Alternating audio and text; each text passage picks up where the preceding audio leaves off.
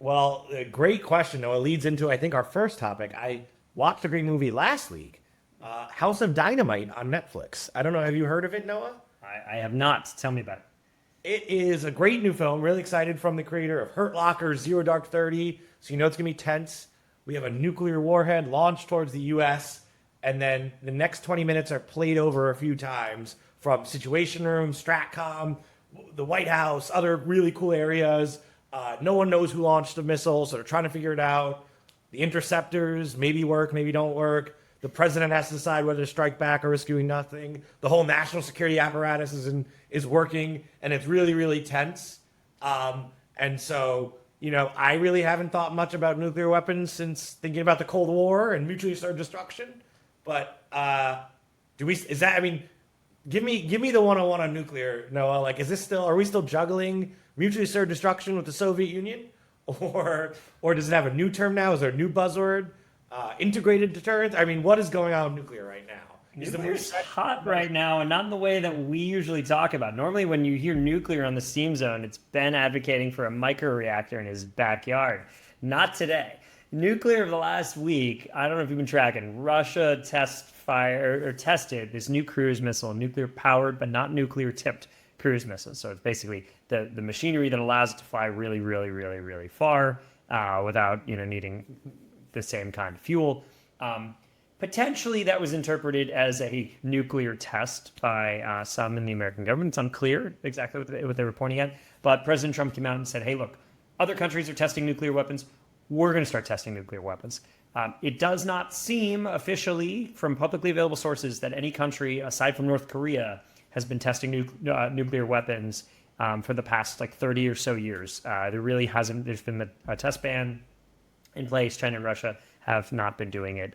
We have not either. And so, amidst this government shutdown, you now have some American engineers presumably kind of scrambling to say, how do we dust off these things and start testing? Are we going to start exploding nuclear weapons in the deserts of Nevada? You've got the folks out in Nevada, local government, state government there saying, no, you will not.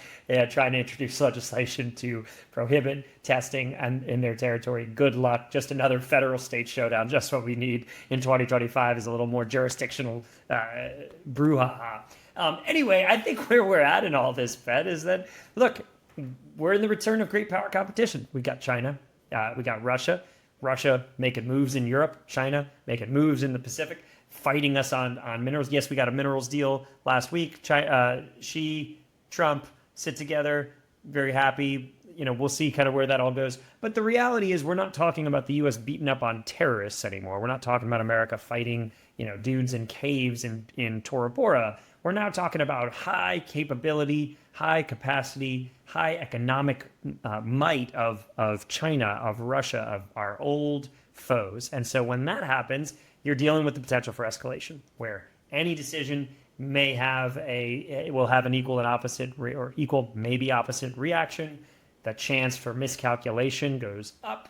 And so naturally, as these tensions get a little bit higher, and it seems like we're on this a little bit of roller coaster ebb and flow here, people are going to worry about this kind of thing. And so maybe I don't know why Catherine Bigelow decided this was the movie that she needed to do at this time, but perhaps it has to do with the current state of geopolitical affairs. What do you think? What am I missing?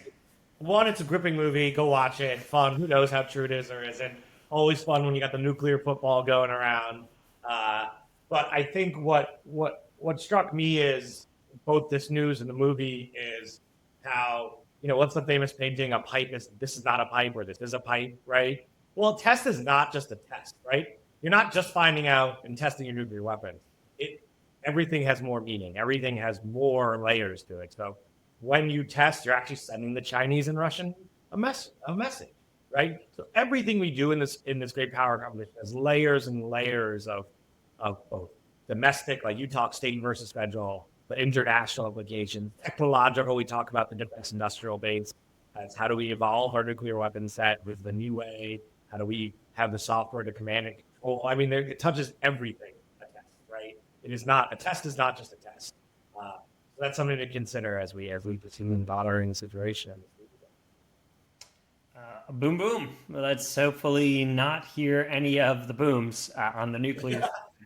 I think But with nuclear, you don't hear it though. You just get wiped out. yeah, I guess there's no boom. It's just kind of you're gonna have a bad time. All right, well, hey, we'll keep an eye on that. We'll see if there's any more gripping nuclear drama in our near future. Let's go ahead and move on to our next topic, Ben.